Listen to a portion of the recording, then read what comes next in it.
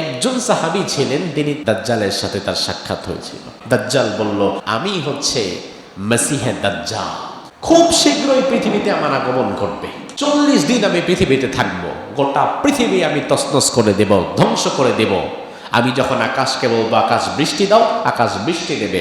আমি যখন জমিনকে বলবো জমিন ফসল ফলাও, জমিন ফসল ফলাবে। দাজ্জাল বলল, আমি যখন আকাশকে নিষেধ করে দেব, আকাশ বৃষ্টি দেওয়া বন্ধ করে দেবে। আমি যখন জমিনের দিকে ইশারা করব, জমিন ফসল ফলানো বন্ধ করে দেবে। আমাকে যারা সিজদা করবে, জমিন তাদের জন্য ফসল বের করে দেবে। যারা আমার বিরুদ্ধাচারণ করবে, তারা না খেয়ে মরবে। এমন ভয়াবহ ক্ষমতা আল্লাহ আমাকে দিয়ে পাঠাবেন। আমি 40 দিন থাকবো, গোটা দুনিয়া তছনছ করে দেব, গোটা দুনিয়া মেসাকার করে দেব। 2টি শহর ছাড়া যে 2টি শহরে আমি প্রবেশ করতে পারবো। হাদিসের বর্ণনা অনুযায়ী দাজ্জালকে চিনতে ইমানদারের কষ্ট হবে না, তবে বেঈমান যার ইমানে ভেজাল, সে দাজ্জালের ফিতনায় পড়ে যাবে। সবচেয়ে ভয়াবহ বিষয় হচ্ছে দাজ্জালের মাথা থেকে পা পর্যন্ত রাসূল খুঁটিনাটি যা যা আছে সব হাদিসে বলে দেওয়ার পরেও এই জাতির মানুষ দাজ্জালের ফিতনা সম্পর্কে খুব একটা জানে না। তো যেই ফিতনা আপনার ঈমান নষ্ট করে ফেলবে কিয়ামতের পূর্বে, আপনি যদি সেই ফিতনা সম্পর্কে নাই জানেন, তাহলে সতর্ক হবেন কিভাবে? এজন্যই কিন্তু রাসূল হাদিসে বলে গিয়েছেন, দাজ্জাল এমন সময় আসবে যখন সমাজের মানুষ দাজ্জালের কথা অনেকটা ভুলেই যাবে। আজকে আপনি কোটি কোটি মুসলমানের মধ্যে জিজ্ঞেস করেন যে কয়জন মানুষ দাজ্জালের ফিতনা সম্পর্কে পরিপূর্ণ অবগত আছে, প্রস্তুতি আছে? সংখ্যাটা থাকবে খুবই কম। অধিকাংশ মানুষ দাজ্জাল সম্পর্কে 2-4 লাইনের কথাও জানে না। এই জন্য দাজ্জালের ফিতনা নিয়ে কোরআনের সুন্নাহর আলোকে আমরা যে আলোচনাটুকু পূর্বে করেছি, আজকে করব। আল্লাহ তাআলা এখান থেকে শিক্ষণীয় বিষয়গুলো শিখে আমাদের নিজেদের ঈমানকে পরিপূর্ণ রাখার তৌফিক দান করুক। আমরা পড়ি আমিন। দাজ্জালের সাথে এক সাহাবীর সাক্ষাৎ হয়েছিল ফিজিক্যালি দাজ্জালের সাথে। রাসূল সাল্লাল্লাহু আলাইহি ওয়াসাল্লাম কোনোদিন দাজ্জালকে দেখেন নাই, কিন্তু আল্লাহ তাআলা ওহীর মাধ্যমে দাজ্জালের চোখটা কেমন, তার কপালটা কেমন, তার শরীরটা কেমন, তার অবয়বটা কেমন, তার মা বাবা কেমন ছিল, তার ক্ষমতা কি কি হবে, সে কি কি কাজ করতে পারবে, এই সব কিছু রাসূল বলে দিয়েছেন। রাসূল দাজ্জালকে দেখেন নাই, তবুও রাসূল দাজ্জাল সম্পর্কে সবটা বলে দিয়েছেন। কার মাধ্যমে? রাসূলকে দাজ্জাল সম্পর্কে যিনি সব তথ্য জানিয়েছেন তিনি কে? কিন্তু একজন সাহাবী ছিলেন যিনি তার জীবদ্দশায় দাজ্জালের সাথে তার সাক্ষাৎ হয়েছিল। ওই সাহাবীর নাম হচ্ছে তামিম দারি রাদিয়াল্লাহু আনহু। কি নাম? তামিম দারি। তিনার বাড়ি ছিল ফিলিস্তিন। তিনি মক্কা কিংবা মদিনার মানুষ না, ফিলিস্তিন থেকে এসে সে ঈমান গ্রহণ করে। এবং আরো মজার বিষয় হচ্ছে, দাজ্জালের সাথে যখন এই সাহাবীর দেখা হয়েছিল তখন তিনি সাহাবী ছিলেন না, তিনি একান্তই একজন খ্রিস্টান, নাসারা। দাজ্জালের সাথে সাক্ষাৎ হওয়ার পর এর পরবর্তীতে সে রাসূল সাল্লাল্লাহু আলাইহি ওয়াসাল্লামের কাছে আসে, ফিলিস্তিন থেকে আসে, এসে পরিচয় দেয়, দিয়ে বলে, আমি তামিম দারি, ফিলিস্তিনের অধিবাসী। আমার জীবনে এমন একটা ঘটনা ঘটেছে, যেই ঘটনার দ্বারা আমি আর বসে থাকতে পারিনি। আমি আমার খ্রিস্ট ধর্ম পরিত্যাগ করে আপনার হাতে হাত রেখে ঈমান আনতে ফিলিস্তিন থেকে ছুটে এসেছি। রাসূল তার বিস্তারিত ঘটনা শুনলেন। শুনে এবার রাসূল চিন্তা করলেন, এ ঘটনা আমি একাকী কেন জানবো? এটা তো আমার সাহাবী এবং আমার উম্মত যারা কিয়ামত পর্যন্ত আসবে সবারই জানা দরকার। এই চিন্তা থেকে রাসূল সাল্লাল্লাহু আলাইহি ওয়াসাল্লাম একদিন এশার নামাজের পরে সাহাবায়ে কেরাম সবাই নামাজের পরে বসেছে। রাসূল বললেন, এই সাহাবীরাই, আজকে কেউ উঠবা না, শোনো, আজকে তোমাদের সামনে তোমাদের এক ভাই তামিম দারি, সে তার জীবনে ঘটে যাওয়া একটি ঘটনা তোমাদের বলবে। আজকের আগে তামিম দারির সাথে তোমাদেরও কোনোদিন সাক্ষাৎ হয় নাই, আমারও কোনোদিন সাক্ষাৎ হয় নাই, কিন্তু তামিম দারি আজকে ঈমান গ্রহণ করেছে এবং সে তার জীবনে ঘটে যাওয়া একটি ঘটনা আজ তোমাদের সাথে শেয়ার করবে। তোমরা মিলিয়ে নিবা আমার পূর্বের বর্ণনা অনুযায়ী তার ঘটনার সামঞ্জস্যতা কতটুকু পাও। সাহাবায়ে কেরাম উদ্গ্রীব হয়ে রইলেন যে দেখি নতুন আগন্তুক নবমুসলিম রাসূলকে কি ঘটনা শুনিয়েছে আজকে। তামিম দারি রাদিয়াল্লাহু আনহু বলেন, আমরা লাখাম এবং জুজাম দুটি গোত্রের ৩০ জন ব্যবসায়ীর একটি কাফেলা আমার নেতৃত্বে আমরা সফর করছিলাম। আমাদের সফরটা ছিল নৌপথে, সাগরের মাঝে। সাগরের মাঝে আমরা ৩০ জন ব্যবসায়ী, সবাই খ্রিস্টান, বিশাল এক সাগর পাড়ি দিচ্ছিলাম নৌযানে করে।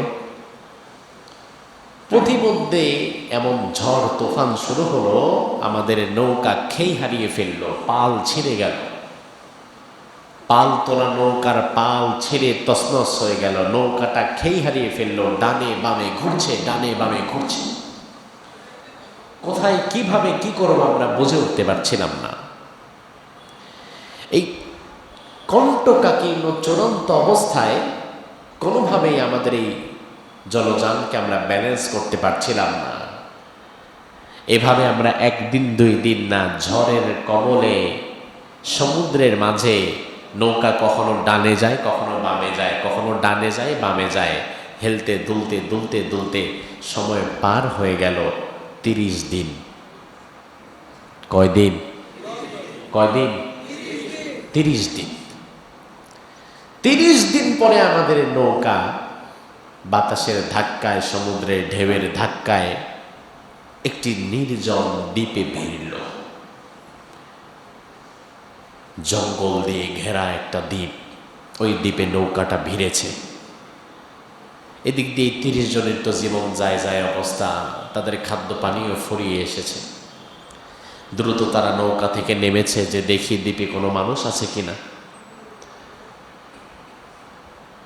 জামিয়া তিরমিজির হাদিস, মুসনাদে আহমদের হাদিস, সহিহ মুসলিমের হাদিস, এটা কিন্তু কোনো গল্প না, রাসূলের হাদিস, একাধিক সূত্রে বর্ণিত। তামিম দারি বলে, আমরা ৩০ জন যেই নির্জন দ্বীপে ভিড়লাম কিছু খাবারের আশায়। আমাদের কাছে এতটা ভীতিকর মনে হচ্ছিল যে পরিপূর্ণ দ্বীপ থেকে কেমন যেন একটা গঙ্গানির আওয়াজ আসছে, অথচ কোনো মানুষের দেখা নাই। ডানে বামে চতুর্দিকে আমরা খুঁজছি, মানুষের দেখা নাই। জঙ্গলে ঘেরা, অ্যামাজনের মতো জঙ্গল। তামিম দারি রাদিয়াল্লাহু আনহু বলেন, আমরা হাঁটতে হাঁটতে কিছু দূর যাওয়ার পরে দেখি ভয়ঙ্কর একটা প্রাণী, মাথা থেকে পা পর্যন্ত এত বিশ্রী লোমে ভরা। তামিম দারির হাদিসের বর্ণনা হচ্ছে, কাসীরুশ শারি লা ইউদরা ক্বাবুলুহু মিন দুবুরি। এত বড় বড় পশম দিয়ে ওই প্রাণীর মাথা থেকে পা পর্যন্ত ঢাকা যে এই প্রাণীর সামনের দিক কোনটা আর পেছনের দিক কোনটা কেউ বুঝতে পারবে না। চোখ থেকে শুরু করে মুখ নিচ পর্যন্ত সব বড় বড় পশম দিয়ে ঢাকা, ভয়ঙ্কর বিভৎস একটা প্রাণী। তামিম দারি বলে, আমরা ৩০ জন তো ভয় পেয়ে গেলাম, যেটা কি ভয়ঙ্কর প্রাণী, এমন কোন প্রাণী তো আমরা কোনোদিন আছে বলে দেখি নাই। কেউ একজন বলে উঠল যে এই প্রাণীটা যে আসলে কি, এটা তো জানা দরকার। তখন ওই প্রাণীর ভেতর থেকে আওয়াজ আসলো, আনাল জাসাসা, যে আমি হচ্ছি জাসসাসা। জাসসাসা আরবি শব্দ, এ শব্দের বাংলা অর্থ হচ্ছে গুপ্তচর। কি চর? কি বাংলা অর্থ কি? গুপ্তচর মানে যার গোয়েন্দা, যার কাজ হচ্ছে ওই যে জাসুস। জাসসাসা আরবি শব্দ, ওখান থেকে জাসুস এসেছে। গুপ্তচরের কাজ হচ্ছে লুকিয়ে লুকিয়ে কোনো ইনফরমেশন সে জায়গা মতো পৌঁছে দেওয়া, সে যার জন্য কাজ করে তার কাছে পৌঁছে দেওয়া। সবাই অবাক যে এই প্রাণী দেখি কথা বলে। এ মানুষ, বাঘ না ভাল্লুক, কি এত বিশাল পশমে ভরা ভয়ঙ্কর একটা প্রাণী, এটা আবার কথা বলে, এটা নাকি গুপ্তচর। ওই 30 জন বলল যে আমরা পথ ভুল করে দিকে চলে এসেছি, আমরা বাঁচতে চাই। এবার ওই প্রাণীটি বলল, যদি বাঁচতে চাও, বাঁচার একটাই পথ, আমি যেদিকে দেখিয়ে দিব সেদিকে যাও। ওই দূরে দেখবা একটি ঘরের মতো দেখা যায়, সেখানে তোমাদের জন্য অপেক্ষমান একজন বসে আছে, তার কাছে যাও, সেই তোমাদেরকে বাঁচাতে পারবে। এখন এই 30 জনের তো ডানে বামে যাওয়ার আর কোনো উপায় নাই। তারা চিন্তা করলো, কিসের সামনে পড়ছি আল্লাহ ভালো জানে, আর সামনেই বা কি আছে, আমাদের জন্য নাকি কে আবার অপেক্ষা করতেছে। জাসসাসার কথা শুনে তার দেখানো পথে তারা চলে গেল। তামিম আদ-দারি রাদিয়াল্লাহু আনহু বলেন, আমরা যখন সেখানে গেলাম, আমরা ঢোকার পরে দেখলাম মাজমুআতুন ইয়াদাহু ইলা উনুকিহি মা বাইনা রুকবাতাইহি ইলা কাবাইহি বিল হাদিদ। এবার আমরা এসে দেখলাম, পূর্বে যে বিভৎস ভয়ঙ্কর একটা প্রাণী দেখেছিলাম, এবার আসার পরে দেখলাম আরো বিশাল ভয়ঙ্কর, দেহ বেশ বড়, ফিজিক্যাল কন্ডিশন স্বাভাবিক মানুষের চাইতে বেশ খানিকটা বড়, একটা চোখ কানা। দাজ্জাল যে হবে, আমরা গত পর্বে আলোচনা করেছিলাম, দাজ্জালের একটা চোখ কি থাকবে? একটা চোখ নাই, আর একটাই মাত্র চোখ কপালের মাঝ বরাবর, ওটা আঙ্গুরের মতো গোল। এবং এই লোকটার মাজমুআতুন ইয়াদাহু ইলা উনুকিহি, তার হাত দুটো, তার উনুক শব্দের অর্থ হচ্ছে ঘাড়, তার হাত দুটো শিকল দিয়ে তার ঘাড়ের সাথে এভাবে বাঁধা। তার মাথা থেকে পা পর্যন্ত মোটা মোটা শিকল দিয়ে পুরা শরীরটা কে যেন বেঁধে রেখেছে। পুরা শরীর শিকলের ভারে, আর কিছু দেখা যায় না, শিকল দিয়ে বাঁধা, হাত দুটো এভাবে বাঁধা। এবার সেই ব্যক্তির সামনে আমরা 30 জন দাঁড়ালাম, যেন আমরা 30 জন তার কাছে অসহায়, হাতির সামনে পিপিলিকা, বিষয়টা এমন। এবার ওই ব্যক্তি আমাদের সাথে কথা বলা শুরু করলেন আমাদের ভাষায়। এই ব্যক্তি তামিম দারি এবং তার সাথীদেরকে মোট 4টি প্রশ্ন করেছিলেন। কয়টি? 3টি হচ্ছে ভৌগোলিক অবস্থান নিয়ে, আর আরেকটি হচ্ছে নবী সাল্লাল্লাহু আলাইহি ওয়াসাল্লামকে নিয়ে। এই ব্যক্তি তার প্রথম প্রশ্নটাই ছিল বাইসান। বাইসান ফিলিস্তিনের একটি এলাকা। তার প্রথম প্রশ্নটা ছিল, আচ্ছা বাইসান এলাকার খেজুরের বাগানের অবস্থা কি? তামিম দারি রাদিয়াল্লাহু আনহু, তার বাড়ি কই? কই? তো ওই জায়গার খেজুরের বাগানের অবস্থা তার জানার কথা না? তামিম আদ-দারি বললেন, জি, বাইসান এলাকার খেজুর বাগান আমি চিনি, ওটা পুরা ফিলিস্তিনে খুব বিখ্যাত, মশহুর।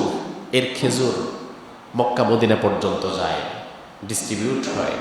বাইসান এলাকার খেজুর বাগানের অবস্থা ভালো, ভালো ফলন হচ্ছে সেখানে।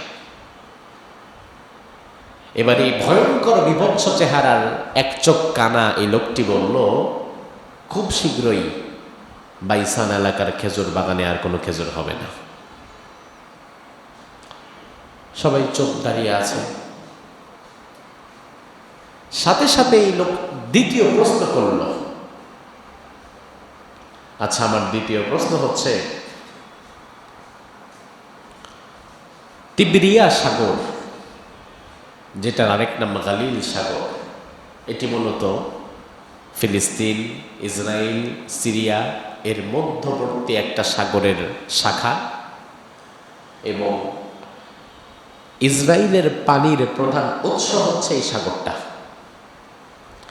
দাজ্জালের দ্বিতীয় প্রশ্ন হচ্ছে, এই সাগরের পানির যে স্রোতধারা, এটা কি অবস্থা? তামিম আদ-দারি এবং তার সাথীরা বলল, এই সাগরে এখনো প্রচুর পরিমাণ পানি রয়েছে। ওই ব্যক্তি বলল, এই পানিও খুব শীঘ্রই শুকিয়ে যাবে, আর থাকবে না। এবার তৃতীয় প্রশ্ন সে করলো যে, জোগার যে ঝর্ণা আছে, যে ঝর্ণা দিয়ে মানুষ ফসল ফলায়, এই ঝর্ণাটার কি অবস্থা? বলে, হ্যাঁ, ঝর্ণার পানিটাও বেশ স্বচ্ছ, সুমিষ্ট, এর পানিটাও সচল আছে। জবাব এলো যে এই পানিটাও আর থাকবে না। এই তিনটি প্রশ্ন। এবার চতুর্থ প্রশ্ন সে করলো, আচ্ছা, উম্মিদের নবীর খবর কি? কাদের নবী? উম্মি। উম্মি উম্মি মানে হচ্ছে নিরক্ষর। আল্লাহ তাআলা কোরআনে নিজেই বলেছেন, আল্লাযীনা ইত্তাবিউনা আর-রাসূলান নাবিয়্যাল উম্মিয়্যাল্লাযী ইয়াজিদুনাহু মাকতুবান ইনদাহুম ফিত তাওরাতি ওয়াল ইনজিল, যে আমি এমন উম্মি নবী পাঠিয়েছি, নিরক্ষর নবী পাঠিয়েছি, যার কথা তাওরাত ইনজিলে বলে দিয়েছি। নিরক্ষর আল্লাহ তাআলা রাসূলকে এজন্য বলেছেন, দুনিয়ার কোনো মানুষের কাছে আল্লাহ তাআলা শেখার জন্য পাঠান নাই। এজন্য জিবরিল যখন রাসূলকে প্রথম এসে বললেন, ইকরা, আপনি পড়েন, রাসূল বললেন, মা আনা বিকারি, আমি পড়বো কিভাবে, আমি তো জীবনে কোনোদিন পড়াশোনা করি নাই। রাসূল দুনিয়ার কোথাও পড়াশোনা করেন নাই, কিন্তু গোটা দুনিয়াকে শিক্ষা দেওয়ার মতো জ্ঞান রাসূলের ভেতরে দিয়েছেন কে? আল্লাহ তাআলা। প্রশ্ন করা হলো, উম্মিদের নবীর খবর কি? এখানে যে 30 জন আছে, এরা কি মুসলমান না খ্রিস্টান? তারা বলল, উম্মিদের নবী, তার সাথে তো এখন আমাদের এইভাবে দেখা সাক্ষাৎ হয় নাই, তবে আমরা তার বিষয়টা শুনেছি। তার বিষয়টা আমরা যেটা শুনেছি সেটা হচ্ছে, বালতির সাথে পানির যে সম্পর্ক, আরবদের সাথে তার তেমন সম্পর্ক। তার মানে হচ্ছে, বালতি দিয়ে পানি উঠাতে গেলে কখনো বালতি পানির ওপরে থাকে, আবার কখনো পানি বালতির ওপরে ওঠে। তারা বলল যে, উম্মিদের নবী মুহাম্মদ প্রথম বদর যুদ্ধে সে জয়লাভ করেছিল, আবার উহুদে সে পরাজয় হয়ে যায়, কাফেররা সেখানে অগ্রগামী ভূমিকা পালন করে ফেলে।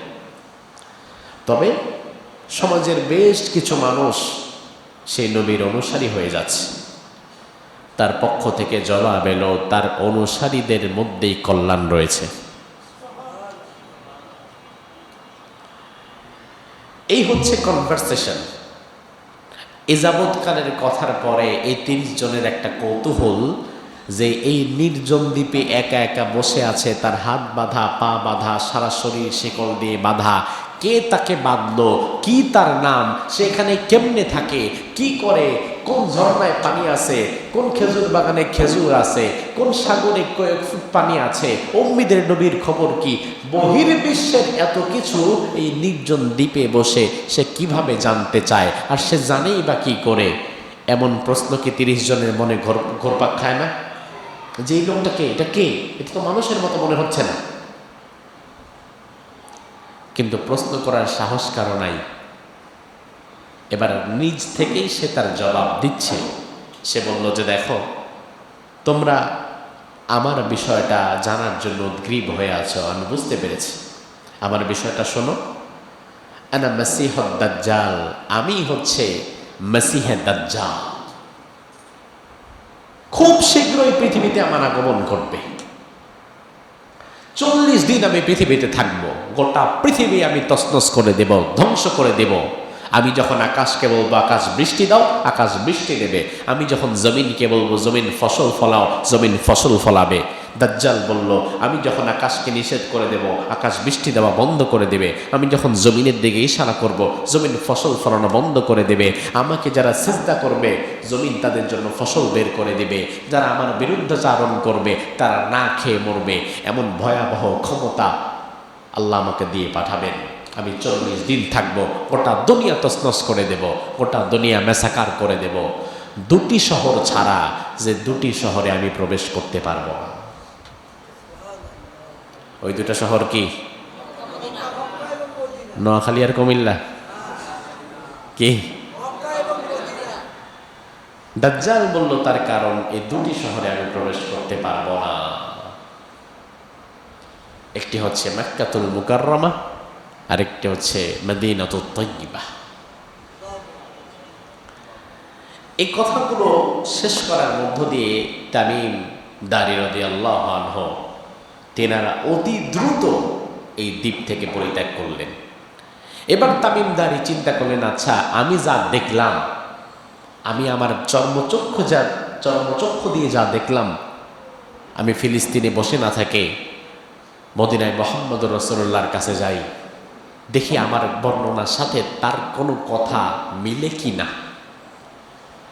তামিম দারী এইগুলো দেখার অনেক আগেই রাসূল সাল্লাল্লাহু আলাইহি ওয়াসাল্লাম সাহাবায়ে কেরামদেরকে দাজ্জাল কেমন হবে, দাজ্জাল দেখতে কেমন হবে, দাজ্জালের ফিতনা কেমন হবে, দাজ্জালের ক্ষমতা কেমন হবে, এই সব রাসূল আগেই বলে দিয়েছেন। অথচ রাসূলের সাথে দাজ্জালের কোনোদিন দেখা সাক্ষাৎ হয় নাই।